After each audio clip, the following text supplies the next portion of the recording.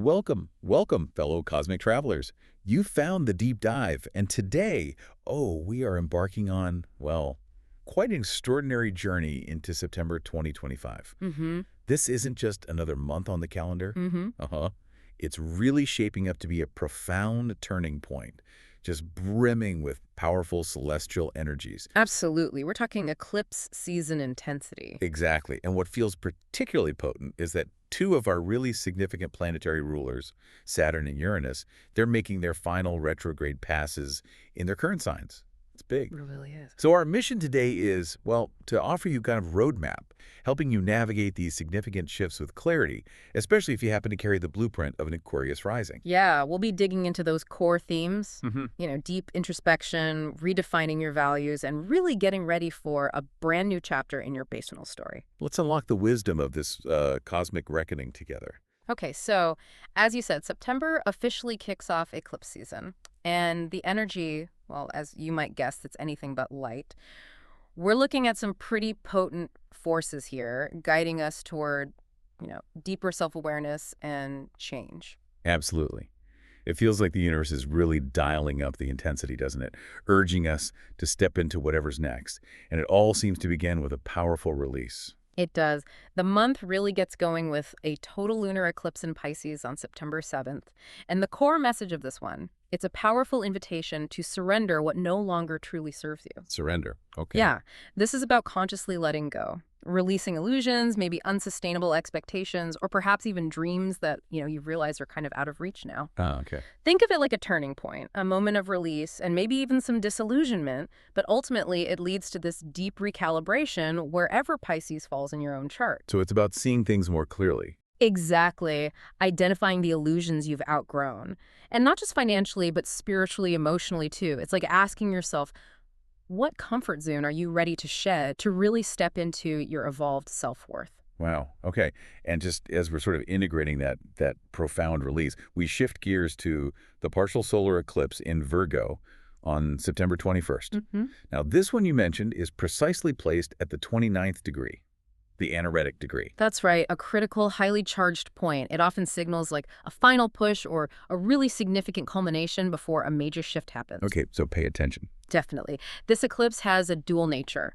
It can bring powerful culminations, even endings, but at the same time, it offers fresh starts, a chance to plant new seeds. And because it's in Virgo. Right. The spotlight falls on Virgo themes: health, work, service, your daily routines, all that practical stuff. This is an eclipse to really keep your eye on. It prompts this crucial moment to just get real and, well, reset your priorities in those areas. And what's also critically important, woven into all this, is Saturn. Saturn retrogrades back into Pisces right at the start of the month, September 1st.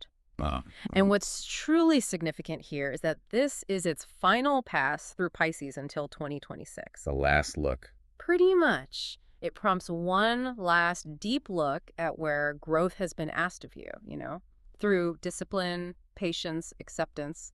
Think of it as a kind of final test. A test. Yeah, to see if the lessons that first popped up back in March 2023, when Saturn first went into Pisces, if they've genuinely been integrated, learned, Got it. But while Saturn's doing this really important foundational work, make no mistake, the eclipses are the main event this month. They are pushing things forward, whether you feel totally ready or not. Right, the eclipses are driving the bus here. You could say that. So when we put all these energies together, September is, wow, it's unequivocally asking for honesty, discernment, and, yeah, a good deal of adaptability. Mm-hmm. Big time. And if we can lean into those qualities, this month really could mark a definitive turning point. A point where we start to settle into a new kind of normal after all these powerful celestial shakeups. Yeah, it's like taking a deep breath, but one that's really preparing us for the next phase, the next bigger phase. Okay, so let's zoom in now, specifically for you, Aquarius rising. Because for you, September isn't just about general turning points.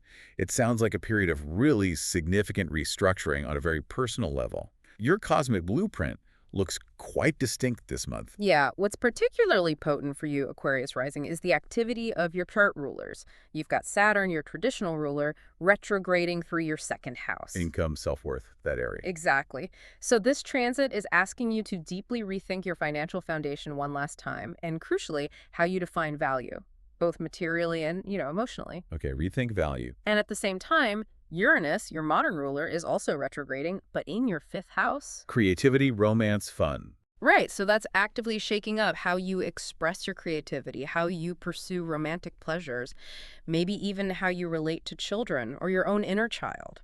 Lots going on there. Wow. Okay. Both rulers are kind of pulling focus inward. Precisely. And if that wasn't enough dynamic energy for you, the eclipse cycle itself is wrapping up right across your second and eighth houses. Money, shared resources, intimacy. Yep. That convergence is set to bring some much-needed clarity around money or debt, and also any emotional entanglements that might be tied to your financial decisions. Ah, the emotional side of money. Exactly. So the overall emphasis this month for you, Aquarius rising, is incredibly practical. It's really about cleaning up how you spend, what you truly value deep down, and asking, are your time and energy being used in a sustainable way? It sounds like a thorough audit. It is, Yeah. but one that's ultimately leading to some powerful liberation down the line. Okay, let's connect these themes now to some of the key dates, the astrological moments throughout the month. Let's see how this cosmic energy actually unfolds for you, Aquarius rising. All right, so the month truly begins on September 1st, with that Saturn retrograde back into Pisces, landing right in your second house. The final pass we mentioned. Exactly. So this is really about revisiting those deep lessons around finances, values, self-worth, the stuff you've likely been grappling with since early 2023. Feels like a final exam. Kind of, or maybe a final reality check about money. It might prompt you to really evaluate what's draining your resources.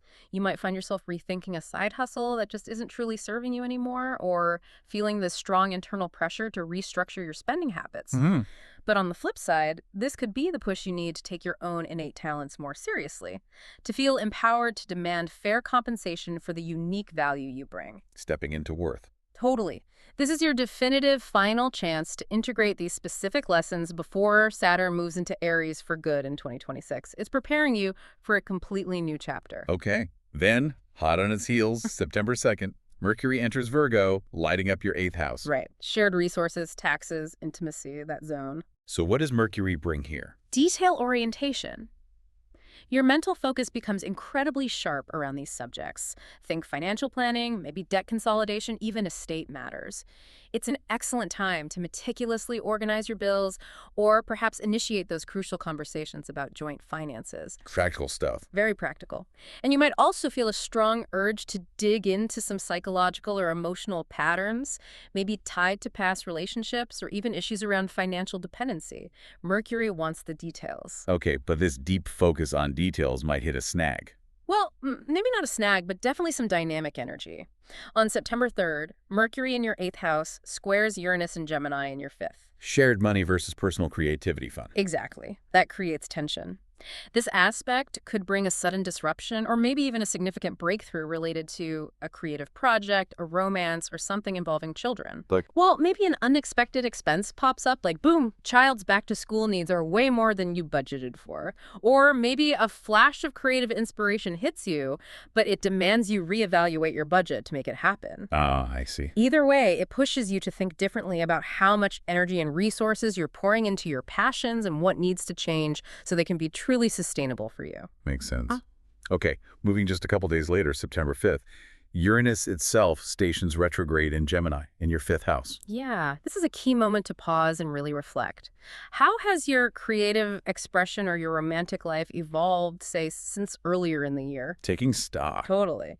If you've been pushing boundaries, experimenting more with how you find joy or have fun, this retrograde period offers time to assess. Do those changes genuinely align with where you want to go? Your future intentions? You might feel called to revisit an old creative idea or maybe rethink the level of risk you're comfortable taking in love or artistic pursuits, making sure it all feels authentic. Right, aligning the experiments with the core self. You got it. Then, on September 7th, we have that really powerful total lunar eclipse in Pisces. And for you, Aquarius rising, it hits your second house of money and self-worth. Hard. This is a big one then. Oh, yeah. This eclipse brings a significant culmination. It's likely closing a chapter that probably began around September 2024, maybe related to achieving financial independence or finding emotional security. Themes coming back around. Exactly. Themes that emerged earlier in this roughly year-long cycle are returning now for deeper integration, evaluation, or maybe profound closure. This is a critical moment to pay attention to. Why so critical? Because what you process now definitely sets the stage for how things will finally conclude when this eclipse series fully wraps up in August 2026. Ah, okay. So it's laying groundwork. Absolutely. This might involve finally letting go of a toxic financial pattern, releasing a job that just doesn't value you, or gaining really deep insight into how your sense of worth has genuinely evolved. It's a powerful moment to decide, to prioritize your self-respect and truly value yourself over perhaps people-pleasing tendencies. Powerful stuff. Okay, so after that intense first week, things ease up a bit. Well, we get some supportive and clarifying energy around September 12th and 13th. The Sun and Mercury in Virgo in your 8th house make nice sextiles to Jupiter over in Cancer in your 6th, and then the Sun conjuncts Mercury.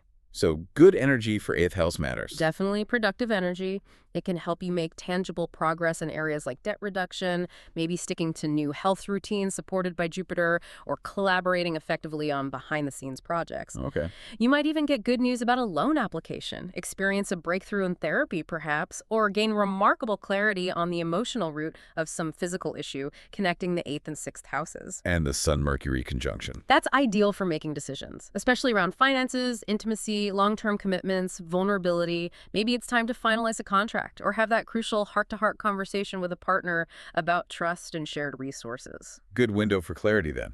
Yes. But then the middle of the month brings potential friction again, alongside more clarity.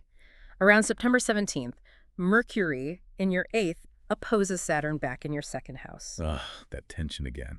Shared resources versus personal values. Exactly. This is likely to spark a serious conversation about money, shared resources, responsibility. Someone might question your spending habits, or you might just feel a very tangible financial pressure to, tighten the belt.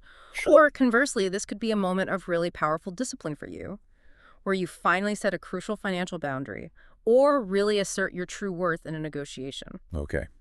But the very next day, September 18th, sounds like a whirlwind. Mercury moves and makes aspects. It's a busy day astrologically. Mercury enters Libra, moving into your 9th house, so your mental focus shifts travel, education, publishing, legal matters. Thinking gets bigger picture. It's a great time to pitch ideas or write something meaningful. Okay, broader horizons. But on the same day, Mercury immediately opposes Neptune, which is over in Aries in your 3rd house. 9th house big ideas versus 3rd house communication details. Right. This opposition could bring confusion, maybe false promises, or just a lack of clarity, especially around travel plans, contracts, or even just daily communication. It's really crucial to double-check all the fine print. Be very wary of this Neptunian fog. It can really obscure details and intentions. Neptunian fog. Got to watch out for that. Yet, even with that potential fog, the 18th also brings sharp insight because Mercury makes lovely trines to both Uranus in Gemini 5th house and Pluto in your 1st house. Oh, wow. So clarity cuts through. Yes. This combination can deliver unexpected clarity like a lightning bolt. If you've been wrestling with how to present yourself more authentically or express your deep truth, Pluto in the 1st, this aspect might just help you put it all into words perfectly. Finding the right words. Exactly.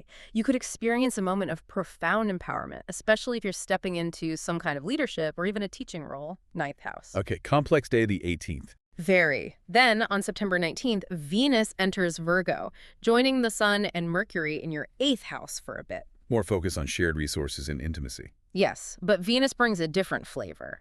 This transit can make you more selective about who you're trusting, whether that's emotionally or financially. It can help deepen genuine emotional bonds or give you the clarity and grace to finally cut off dynamics that are simply draining your energy. You might find yourself drawn to more practical, grounded connections. Discernment in relationships. Precisely. Now, as we approach the 2nd eclipse on September 20th, the Sun in Virgo opposes Saturn in Pisces again. That 8th to 2nd house axis gets triggered once more. More pressure. Could be. Financial or emotional pressure might surface. It demands that you hold firm on a boundary you've set, or maybe deal directly with the consequences of past investments or financial decisions. You might feel a bit overextended, or just pushed to be more responsible with your money or your energy. Another reality check. A solar-powered one this time. Then, as we discussed, September 21st, the partial solar eclipse in Virgo, right in your 8th house, and crucially, at that 29-degree anaretic point. The really critical one. Yes. This delivers a very powerful, very critical reset in how you approach intimacy, trust, and shared resources. This eclipse could initiate new financial partnerships, maybe start you on a deep journey of emotional healing, or perhaps lead to making profound peace with past trauma related to 8th house themes. Sounds intense, but potentially healing. Very much so. And there's support here. Mercury and Venus are in mutual reception around this time, meaning they're in each other's ruling signs. That really helps foster a thoughtful, constructive shift. It aids the integration of these intense changes. Okay, good to know there's support. Now, hold on to your insights because September 22nd sounds like another big shift day. Mars enters Scorpio. Major energetic shift. Mars enters Scorpio, activating your 10th house of career and public image. Ooh, Mars in Scorpio. That's powerful. Well, incredibly strategic. This means you'll likely feel ready to pursue your professional goals, but you'll probably do it smartly, quietly, with intense focus. Mars in Scorpio doesn't broadcast its moves. Okay, strategic ambition. You might find yourself taking on more responsibility, pushing strategically for a promotion, or feeling this powerful inner drive to really transform your career path in a major way. And also on the 22nd. The Sun enters Libra, moving into your 9th house. So happy solar return season to Libra. But for you, this signals the start of a season focused on widening your perspectives, maybe through deeper study, inspiring travel, or expanding your belief systems. Broadening horizons again. Yes, you might decide to return to school, publish something significant, or perhaps deepen a spiritual practice, seeking balance and new horizons. Okay, but be mindful around the 23rd. Sun opposes Neptune again. Yes, this time it's the Sun in Libra, 9th house, opposing Neptune in Aries, 3rd house. Similar theme to the Mercury opposition earlier, but maybe broader. Potential for misunderstandings around learning, travel, beliefs, maybe even legal matters, 9th house. So, more Neptunian fog. Could be. It's really crucial not to assume people understand your words or intentions, especially in important conversations, legal discussions, or academic settings. Precision feels hard. If you can avoid signing anything super important today, might be wise. Gotcha. Double check everything. Definitely. However, also on the 23rd, just like Mercury did, the Sun makes those helpful trines to Uranus in your 5th and Pluto in your 1st. Another flash of insight. Could be maybe a sudden spark that re-energizes your passion for a creative project, Uranus in 5th, or helps you connect authentically, Pluto in 1st, with influential allies in your field, paving the way for future collaborations. Nice counterbalance to the fog. Exactly. Finally, as the month draws to a close on September 24th, that potent Mars in your 10th house squares Pluto in your 1st house. Career ambition versus personal power. Uh-oh. Yeah, this is an intense aspect. Whenever Mars and Pluto clash like this, there's a powerful push for power and control. And for you, Aquarius rising, it's playing out right between your career zone and your sense of self, your identity. Potential conflict. Definitely potential. Be mindful of coming across as too aggressive or maybe dealing with aggression from others in a professional setting. Remember that Mars and Scorpio energy we just talked about. Be smart, strategic, calculated. Exactly. Avoid being purely reactive. If you can navigate this intensity with thoughtfulness, it can actually help you rise into a position of leadership. But likely only by shedding some ego and remaining open, staying strategic rather than just forceful. Wow. Okay, what a month. Phew, yeah. If we tie all these threads together, connect them to the bigger picture, September 2025 is, it's unequivocally a deep, deep month for you, Aquarius rising. Sounds like it. It's this really immersive experience centered on evaluating your self-worth, redefining your core values, and rethinking how you express your own personal power, whether that's professionally, financially, or emotionally. And both rulers retrograding. Yeah. Both Saturn and Uranus dipping back into retrograde really turns your attention significantly inward. You're not quite building the big new structures yet, you see. Instead, you're refining the very foundations, the ones that will need to be solid to support the bigger leaps and transformations that are definitely coming in 2026. Getting the foundation right first. Exactly. And this period, the end of 2025, it really marks the final chapter in a much longer cycle. We've got Saturn retrograding back into Pisces for its last pass. Neptune will make its final rounds there later this year too.